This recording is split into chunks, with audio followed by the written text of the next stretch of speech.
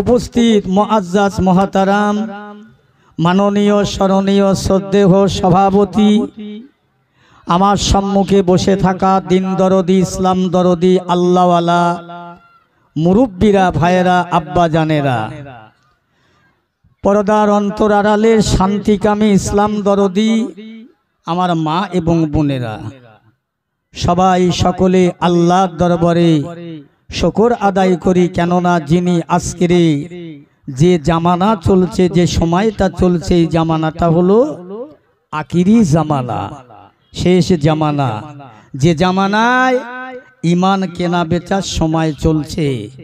এইরকম একটা সময় আল্লাহ পাক আমাদের মতো গুনাহগারকে ধরে ধরে আল্লাহ পাকের সেই রিয়াজুল জান্নাত বেহেশতের বাগানে আমাদের আসার বসার মতন তৌফিক দান করেছে। বলেন আলহামদুলিল্লাহ, আলহামদুলিল্লাহ। আমার পেয়ারা ভাইরা, তার বাদে জানাই বিশ্বনবী আকায়ে নামদার তাজেদারে মদিনা, দুলাখে মদিনা, সরকারে দোয়া আলম, রাহমাতাল্লিল আলামিন, সৈয়দুল মুরসালিন, শাফিউল মুজনবিন, যিনি পাক মদিনাত শরীফে পশ্চিম দিকে মাথা মোবারক রেখে, পূর্ব দিকে কদম মোবারক রেখে, দক্ষিণ দিকে কাবা কেবলার দিকে যিনি মুখ রেখে আজও শুয়ে শুয়ে গুনাহগার উম্মতে মুহাম্মাদের জন্য ভাবছেন, কাঁদছেন, সেই নবী পাক সাল্লামের দরবারে লক্ষ কোটি অসংখ্য দরুদ এবং সালাম সবাই বলি সাল্লাল্লাহু আলাইহি ওয়াসাল্লাম। আমার প্রিয় ভাইরা, এই ওয়াজ ও নসিহত, জলসা জলুস দেওয়া, মানুষের জীবন সংরক্ষণ করা, মানুষ সংযত হওয়া, মানুষকে পরিবর্তন হওয়া, খারাপ থেকে ভালো হওয়া। একটা বছর ধরে এই মাহফিলের জন্যে এই গ্রামের মানুষ কম বেশি কত বৈঠক, কত হাঁটাহাঁটি, কত ছোটাছুটি, কত গবেষণা, কত টাকা বাজেট, কত টাকা খরচ, সমস্ত বিষয় নিয়ে আপনারা অনেক অনেক চিন্তা ভাবনা করেছেন। আল্লাহ পাক আজকের আমাদের সকলকে সেই দিনটা সামনে এনেছে, আমরা আসতে পেরেছি, আল্লাহ আমাদের এনেছেন। আজকের এই মজলিসে থেকে আমাদের শিক্ষা নিতে হবে, এই মাহফিলে থেকে আমাদের জেনে নিতে হবে যে না, এ দুনিয়া বড় ঠগবাজ, এ দুনিয়া বড় ধোঁকাবাজ, বড় ধোঁকা। এই দুনিয়াটা আমাদের জন্য রসুল বললেন আদ দুনিয়া ও মাজেরাতুল আখিরা, দুনিয়াটা হলো আখিরাতের জমিন, বাগিচা। এখান থেকে আমাদের শিক্ষা নিতে হবে। বিশেষ করে আজকে জলসায় যারা আলেম ওলামারা আসবে, তারা দুটো করে জিনিস আপনাদের দিয়ে যাবে। একটা হলো দোয়া, একটা হলো উপদেশ। একটা উপদেশ, একটা দোয়া। যেমন ডাক্তার বাড়ি নিয়ে আসলে রোগীর জন্য ডাক্তার যেমন পরামর্শ দেয়, ঠিক আলেমরা হলো শরিয়াতের ডাক্তার। এরা আপনার আমার কাছে উপদেশ দেবে, এইভাবে চলো, এইটা খেও না, এইটা খাও, এই রাস্তায় চলো, এই রাস্তায় চলো না, এই পথে চললে জাহান্নাম, এই পথে চললে জান্নাত, এই পথে চললে পরকাল নাজাত হবে, এই পথে চললে পরকাল কষ্ট হবে। আমার পিয়ারা ভাইরা, আমরা যারা আজকে এসেছি, আমাদের একদিন দুনিয়া ছাড়তে হবে। আমরা অনেকেই বাপের বুকে, মায়ের মুখে, দাদু দাদির বুকে সবাই এক মুঠো করে মাটি দিয়েছি। তারা চিরকালের জন্যে, চিরদিনের জন্যে, অনন্তকালের জন্যে চলে গেছে। কোথায় গেছে তারা? কত দূরে গেছে? চীন, Japan, German, Russia, Bangladesh, Saudi Arab, Hindustan, দুনিয়ার তারা এমন জায়গায় চলে গেছে, আর জীবনে তাদের সাথে আমাদের কথা হবে না, দেখা হবে না। তাহলে আমাকেও ভাবতে হবে যে আমারও একদিন ফিরে আসতে হবেই হবে। আমাকে একদিন ওই কবরের সম্মুখীন হতে হবে। তাহলে আমরা সবাই কবরে চলে যাব, এটা আমাদের সবাইকে জানা আছে। কবর কেউ কাউকে ছাড়বে না, দুনিয়া সবাইকে ছাড়তে হবেই হবে। যত বড় লাট সাহেব হই না কেন, হাজি সাহেব, মুফতি সাহেব, আলেম সাহেব, এমপি সাহেব, নেতা সাহেব, যে যত বড় লাট সাহেব বাহাদুরি হই না কেন, আমাদেরকে একদিন মৌতের স্বাদ গ্রহণ করতে হবেই হবে। আর মৌতের পরে যে জায়গাটা, ওই জায়গাটা হলো আলেমে বারজাক, অর্থাৎ কবর। ওই কবর আমাদের দেখতে হবে। তাহলে কি নিয়ে যাব কবরে? দুনিয়ার ঘর বাড়ি জায়গা জমি ছেলে মেয়ে বিবি বাচ্চা আত্মীয় পরিবার পরিজন বন্ধু বান্ধব সব রেখে দিয়ে চলে যাব। আমাদের সঙ্গী হবে দুটো জিনিস, একটা ঈমান আর একটা আমল। জোরে বলুন না সুবহানাল্লাহ। দুটো জিনিস আমাদের সাথী হবে, একটা ঈমান একটা আমল। এই ঈমান আর আমল যার মজবুত আছে, দুনিয়ার যাবার দুনিয়া থেকে চলে যাবার পরে কবরে তার নাজাত মিলবে। কথা বুঝছেন? আমল করে কবরে যান। কি আমল করবেন? কোন আমল করলে কবরে জাত পাওয়া যাবে? সে অনেক কথা আমার রাসূলুল্লাহ, আমার দয়ার নবী রাহমাতুল আলামিন তার নিজের বেটিকে ডেকে বলছে, বাবা ও ফাতেমা, ফাতেমা তুমি রাসূলুল্লাহর বেটি বলে, হাসান হুসাইনের মা বলে, আলীর বিবি বলে, জান্নাতের রানী বলে কবর তোমাকে চিনবে না। তোমাকে আমল ছাড়া নাজাত মিলবে না, ফয়সালা হবে না। তো আমল করে যাও। চিন্তা করবে, আল্লাহ রাসূল তার বেটি ফাতেমাকে ডেকে বলছে, বাবা আমল ছাড়া তোমার কবর চিনবে না, কোনো হসব নচব চলবে না, তেজারুতি মাহাজুনি চলবে না। খাতুনে জান্নাত, আহালিল জান্নাত, যিনি জান্নাতি মহিলাদের সরদার, সেই ফাতেমার আব্বা আপনার নবী ডেকে বলছে, মা আমল ছাড়া কবরে খাতির চলবে না। এই কথা শুনছেন তো? সবাই একটু উত্তর দেন, হ্যাঁ না একটু শুনছেন? কবর ছাড়া, আমল ছাড়া কবরে কোনো নাজাতের ফয়সালা হবে না। তুমি যাই করো আর তাই করো। আল্লাহ পাক আমাদেরকে ইমানদারের ঘরে, মুসলমানের ঘরে, আল্লাহওয়ালাদের ঘরে নবীর উম্মত হিসাবে আল্লাহ আমাদের কবুল করেছে। বলুন না সুবহানাল্লাহ। এর থেকে বড় কি আছে? এর থেকে বড় কি আছে? কপাল ফাটা মুসলমান আজকের এই মজলিসে বসার লোক হয় না। এ টুপি, এ দাড়ি, এ নামাজ কোথায় পেলাম? এ মজলিস কোথায় পেলাম? আমার রাসূলুল্লাহকে এই মজলিসটাই পর্যন্ত আনতে, টুপিটাই পর্যন্ত আনতে, দাড়িটা রাখতে গিয়ে, ইসলামটাকে প্রচার করতে গিয়ে কত না পদে পদে হেনস্থা অপমানের শিকার হয়েছে। তায়েবের জমিনে রাসূলের মেরে মেরে শরীর থেকে খুন মোবারক বার করে দিয়েছে। মক্কা থেকে তেড়ে মদিনায় দিয়েছে। অপরাধটা কি আমার? নবীর ছিল ইমানের দাওয়াত দিতেন, ইসলামের দাওয়াত দিতেন। এই ইমানের দাওয়াত দিতে গিয়ে, ইসলামের দাওয়াত দিতে গিয়ে আমার নবী হেনস্থার শিকার হয়েছে। বলুন আজকের এই সরবেরিয়ার মানুষের কে ঢিল মারলো, কে পাথর মারলো, কে নামাজ পড়তে নিষেধ করলো? মসজিদের ইমাম সাহেব বলছে নামাজ পড়ো, মুয়াজ্জিন বলছে হাইয়া আলাস সালাম, নামাজের জন্য চলে এসো। আর আমরা ঘুরে ঘুরে বেড়াচ্ছি, কিন্তু জানেন না কত যে কষ্ট আমার নবীর হয়েছে। যাক, আমি ও কথা বলবো না। আপনারা জ্ঞানী মানুষ, শিক্ষিত মানুষ, বই পুস্তক পড়া মানুষ, কেতাব কুতুব পড়া মানুষ।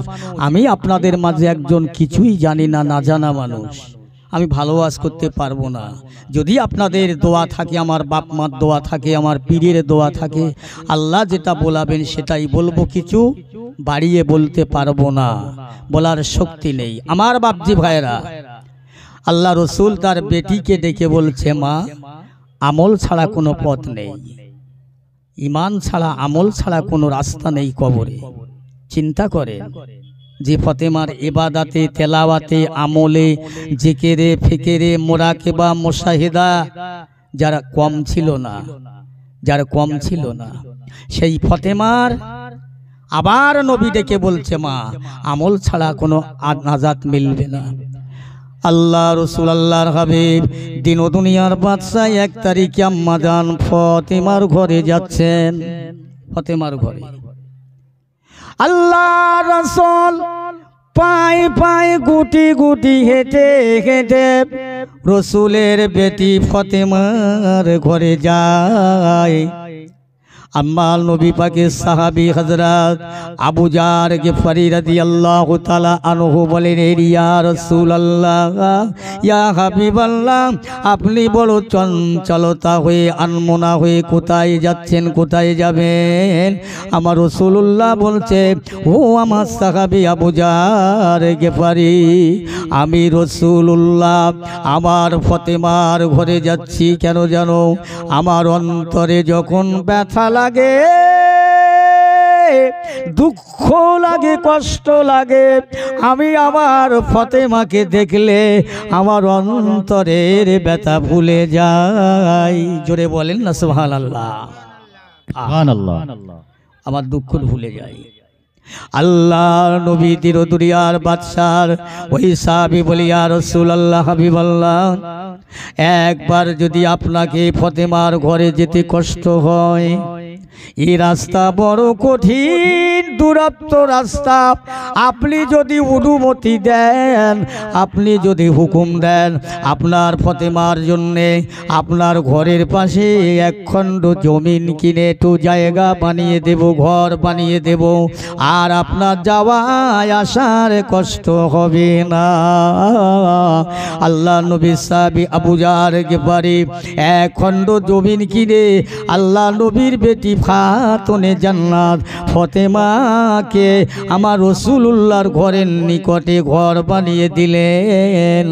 আল্লাহ নবীর বেটি ফতেমা বলে, আমার অন্তরে যখন ব্যথা লাগে, কষ্ট লাগে, দুঃখ লাগে, আমি ফতেমা আমার আব্বা জানকে দেখলে আমি সব দুঃখ ভুলে যাই। জোরে বলেন না সুবহানাল্লাহ। সুবহানাল্লাহ।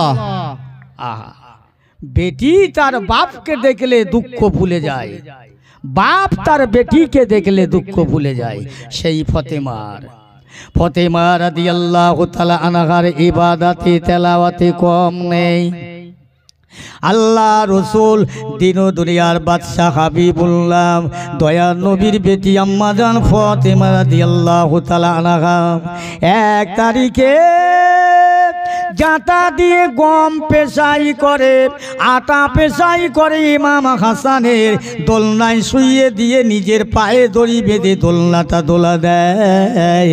আবার নিজের হজরতে বেটা হোসাইনের এক হাতে মাথা রেখে দুধ পান করায়, আবার নিজেকে নিজে জাঁতা পাক দিয়ে গম পেশাই করে আটা বানায়। এত কষ্টের মধ্যে, এত ক্লান্তির মধ্যে, এত পরিশ্রমের মধ্যে আল্লাহ রসুলের বেটি ফতেমা এত কাজের ভিতরে আল্লাহর কোরআন পাক তেলাওয়াত করেন। হযরত আলী রাদিয়াল্লাহু তাআলা আনহু বাড়ি আসলেন, দেখছে কোরআন তেলাওয়াত হচ্ছে, দাঁড়িয়ে আছে, কি ব্যাপার? এত মৃদু মৃদু কোরআনের আওয়াজ। হযরত আলী রাদিয়াল্লাহু তাআলা আনহু কাছাকাছি গিয়ে দেখলেন ফতেমা কোরআন তেলাওয়াত করছে। কোরআন তেলাওয়াত বন্ধ করলেন, জাঁতাটা তুললেন। আলী জিজ্ঞেস করছেন, ফতেমা এত কষ্টের মধ্যে, ও হাসান হোসাইনের আম্মা জান, এত ক্লান্তির মধ্যে, পরিশ্রমের মধ্যে তুমি কোরআন তেলাওয়াত করছো? হুজুর বলবো কি, কাল ময়দানে মহাশরে যদি আমার আল্লাহ পাক আমাকে প্রশ্ন করে, ফতেমা আমি আল্লাহ তোমাকে রসুলের ঘরে পাঠিয়েছিলাম, ও ফতেমা আল্লাহ পাক আমি আপনার আব্বা জানের নবীর বেটি করে পাঠিয়েছিলাম, আমি আল্লাহ তোমার অন্তরে দয়া ময়া দিয়েছিলাম, আমি আল্লাহ তোমাকে মেয়ে ছেলে করেছিলাম। ও ফতেমা তুমি তোমার বেটার জন্যে, বেটাকে কান্না থামাবার জন্য পায়ে দড়ি বেঁধে দোলনাটা দোলা দাও, ছোট বেটার কান্না থামাবার জন্যে দুধ পান করাও, আবার স্বামীকে ক্ষুধা নিবারণের জন্যে, রুটি বানাবার জন্যে তুমি জব মালাই করে আটা বানাও।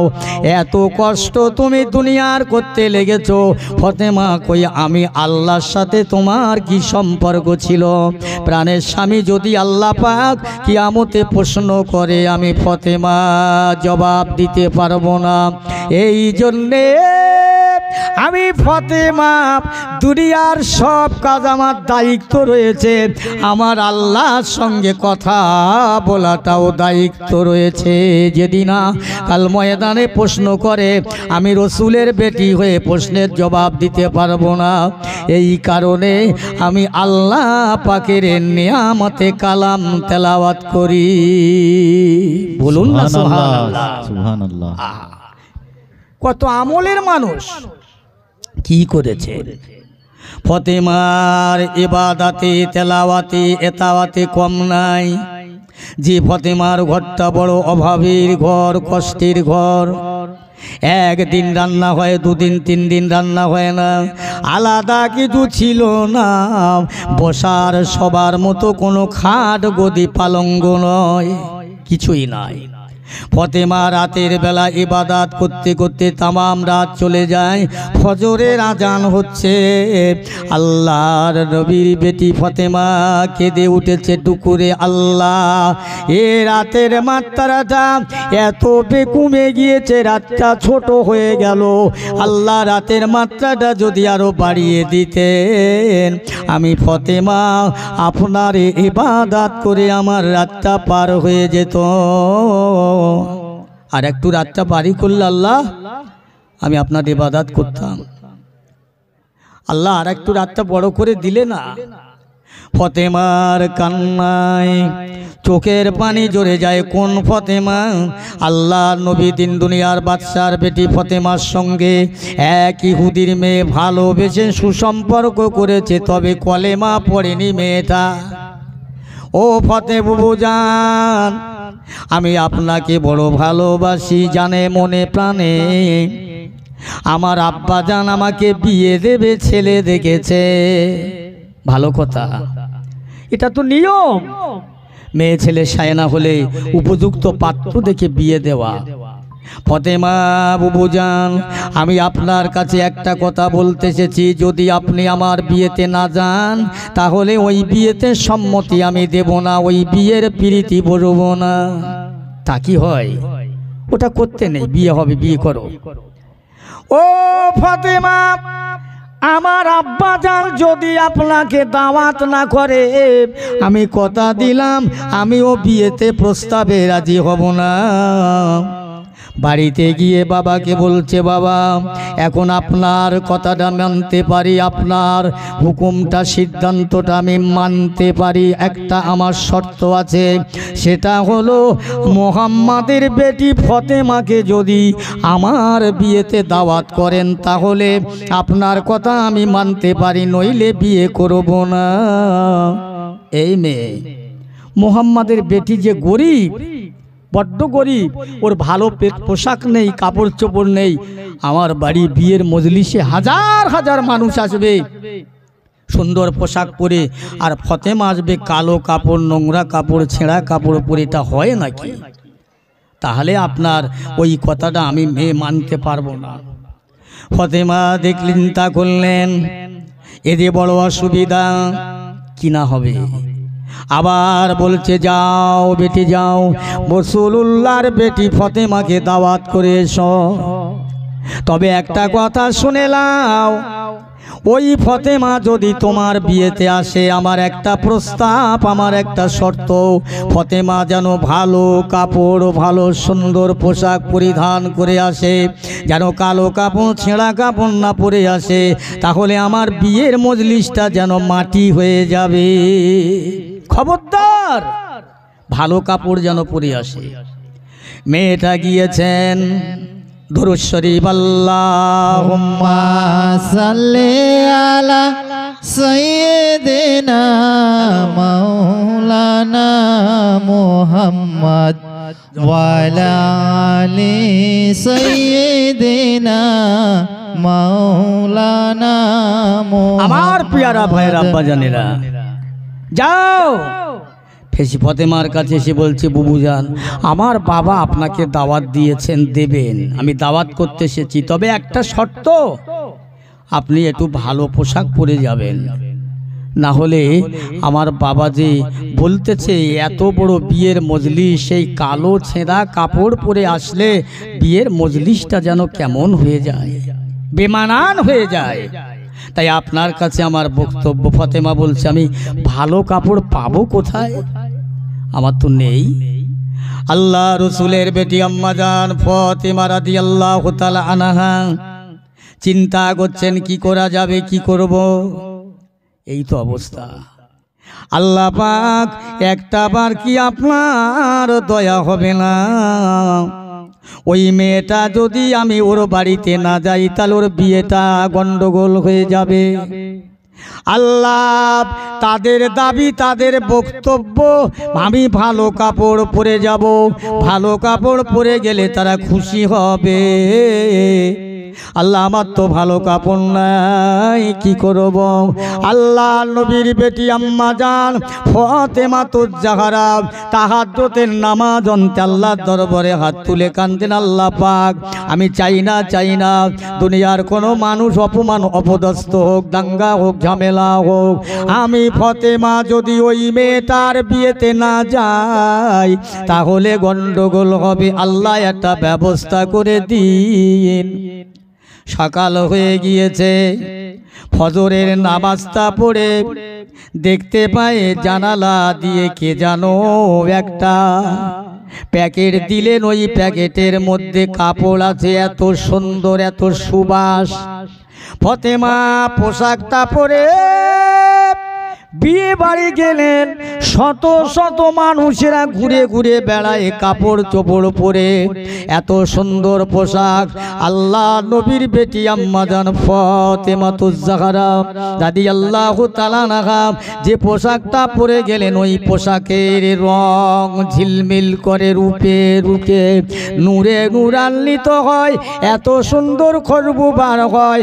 সকলের পোশাকগুলো ফাতেমার পোশাকের কাছে মলিন হয়ে গেছে। জোরে বলুন সুবহানাল্লাহ, সুবহানাল্লাহ। সব বেকার।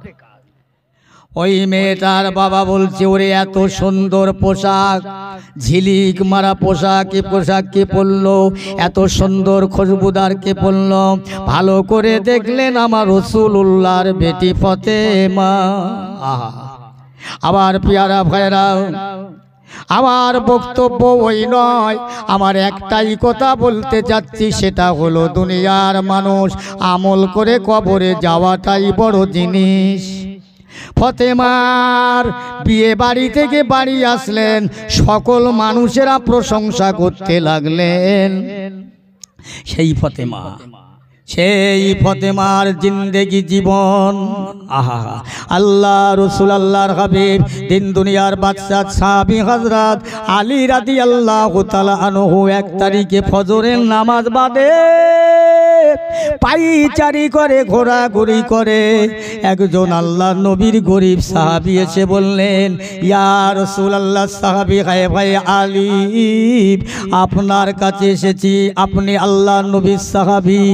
আল্লাহ নবী হচ্ছেন এলেমের শহর, আর আপনি ওই শহরের দরজা।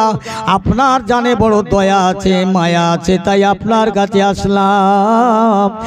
আপনার ঘরে যদি কিছু থাকে আমাকে দিন, আমি রাসূলুল্লাহর একজন গরিব সাহাবী, আমার খাওয়া নাই, আমার বিবি বাচ্চা অনাহারে ভুকাপ্ত আছে, তাই আপনার ঘরে কিছু থাকলে আমাকে দেবেন। আহা হযরত আলী রাদিয়াল্লাহু তাআলা আনহু ফাতেমার ঘরে গেলেন। ও হাসান হুসাইনের আম্মা জান, ও রাসূলুল্লাহর বেটি ফাতেমা, আপনার আব্বা জানের গরিব একজন সাহাবী এসে আমার কাছে দায় জানিয়েছে, বড্ড অভাব, কি দেব, আমার তো কিছুই নেই, একটু পরামর্শ দাও না। আল্লাহ নবী দিন দুনিয়ার বাদশার বেটি ফাতেমা কি করছেন, একটা নাকড়া, একটা টুকলি দিয়ে আল্লাহ নবী সাহাবী হযরত আলীর হাতে দিয়ে হুজুরে ইলেন, এইটা আমার আব্বা জানের গরিব সাহাবীকে, চানেওয়ালাকে, এই মাংনেওয়ালাকে দিয়ে দিনেও খুশি হয়ে ঘরে যাক। আমার আব্বা জানের গরিব সাহাবী সে আজকের খালি হাতে আমার দরবার থেকে ফিরে যাবে, এটা যেন কেমন লাগে। জান ও ফাতেমা, এটা কি? হুজুর এটা আমার আম্মা জান খাদিজাতুল কুবরা রাদিয়াল্লাহু তাআলা আনহা এটা সোনার হার আমাকে উপঢৌকন হিসাবে দিয়েছিল, সেইটা আজকে দিয়ে দিলাম। জান আল্লাহর নবী সাহাবী দিয়ে দিলেন, আবার দাঁড়িয়ে আছেন। আবার কিছু সময় পরে আর একজন সাহাবী এসে আল্লাহ নবীর সাহাবীকে বলে, ভাই আলী আপনার ঘরে কিছু থাকলে দেন, আপনার জানে দয়া আছে মায়া আছে। আমি একজন আল্লাহ নবীর একজন গরিব সাহাবী, বড় দায়ে পড়ে এসেছি, দিন আমাকে কিছু দেন। আবার আলী ঘরে গেলেন, আর কি দেব? ও হাসান হুসাইনের আম্মা জান, আবার একটু পরামর্শ দিন, আমি কি দেব? আর তো কিছুই নাই। আপনার আব্বা জান গরিব সাহাবী আবার এসে আমার কাছে দায়ে জানালো, আমি কি দেব? কিছুই তো নাই। হুজুর আমার আব্বা জানের সাহাবী ফিরে যাবে, আমার দরবার থেকে ভালো লাগে না। ও আল্লাহ নবীর জামাতা সবই শুনুন, আর আমার ঘরে কিছুই নাই। আমি একটা কথা বলি, আমার হাসান আর হোসাইনকে সুন্দর করে সাজিয়ে দিয়ে যান। ওই মদিনার সীমান্তে একজন ইহুদি আছে, সম্ভ্রমওয়ালা ধনী লোক, অর্থওয়ালা। তার কাছে আমার হাসান আর হোসাইনকে বন্ধ করে 100 টাকা এনে আমার আব্বাজানের গরিব সাহাবীকে দিন। জান হযরত ইমাম হাসান হোসাইনকে ঘাড়ে করে কাঁধে করে নিয়ে মদিনার সীমান্তে ইহুদির বাড়িতে গিয়ে, ভাই এই আমার হাসান হোসাইনকে রাখুন, 100 টাকা আমাকে দিন। ইহুদি বলছে, ভাইয়া আলী 100 টাকা আপনাকে দেয়া হবে, শর্ত একটা। এটা শর্ত কি? ও আলী শুনুন, আপনার বেটা হাসান হোসাইনকে আমি রেখে টাকা দেব, কিন্তু শুনেলেন হাসান আর হোসাইনকে ফিরিয়ে যদি পান তবে একটা শর্ত, সেটা সূর্য ডোবার আগে আসতে হবে, বেলা ডোবার আগে আসতে হবে। বেলা ডুবে গেলে আর হাসান হোসাইনকে পাবেন না। আমি তোমার হাসান আর হোসাইনকে জনমের মতো গোলাম বানিয়ে নেব।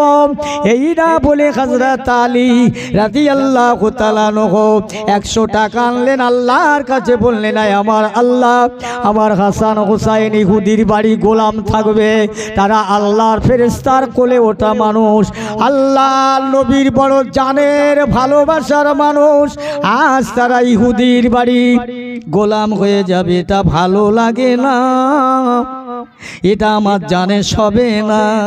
আল্লাহ একটা ব্যবস্থা করে দেবেন। এদিকে ফতেমা ওযু করে নামাজের মুসাল্লায় সেজদায় পড়ে আছেন, আল্লাহ একটা ব্যবস্থা করুন। ইহুদির কাছে হাসান হোসাইনকে দিয়ে 100 টাকা এনে আলী ওই গরিব সাহাবীকে দিয়ে দিলেন। সে আনন্দ করে খুশি করে বাড়ি গেলেন। চিন্তা করছেন কি হবে, বেলা তো ডোবার আগে যেতে হবে, টাকা কোথায় পাবো? টাকা তো নাই। ও মুসলমান ইমানদারেরা, আল্লাহ নবীর জামাতা হযরত আলী রাদিয়াল্লাহু তাআলা আনহা কি করলেন? ঘুরে ঘুরে বেড়াচ্ছেন, ফতেমা দোয়া করছেন। এই ফতেমা নয়, ফতেমা দোয়া চাচ্ছেন, আল্লাহ একটা ব্যবস্থা করে দিন। আল্লাহর নবী সাহাবী দাঁড়িয়ে আছে, হঠাৎ করে দেখতে পাওয়া যায় একজন আগন্ত ব্যক্তি, অজানা অচেনা, এটা উটের লাগাম ধরে টেনে হযরত আলী রাদিয়াল্লাহু তাআলা আনহুর সম্মুখে আসে, বলছে, ভাই আলী, আমি যে উটটা বিক্রি করব, এই উটটা কি আপনি নেবেন? না না, আমার কাছে টাকা নাই, পয়সা নেই, আমি উটটাকে ধারে বেচবো। ধারে নেন, আমাকে 100 দিরহাম দেবেন। আলীর কাছে উটটা দিয়ে গেলেন, দাঁড়িয়ে আছে। আবার একজন আগন্ত অচেনা অজানা ব্যক্তি আসলেন, ও ভাই আলী, এই উটটা যে খুব সুন্দর, উটটাকে বিক্রি করবেন? বলে দেন, আমি উটের জন্য 200 দিরহাম দেব, দিন। উটটা বিক্রি হয়ে গেলেন।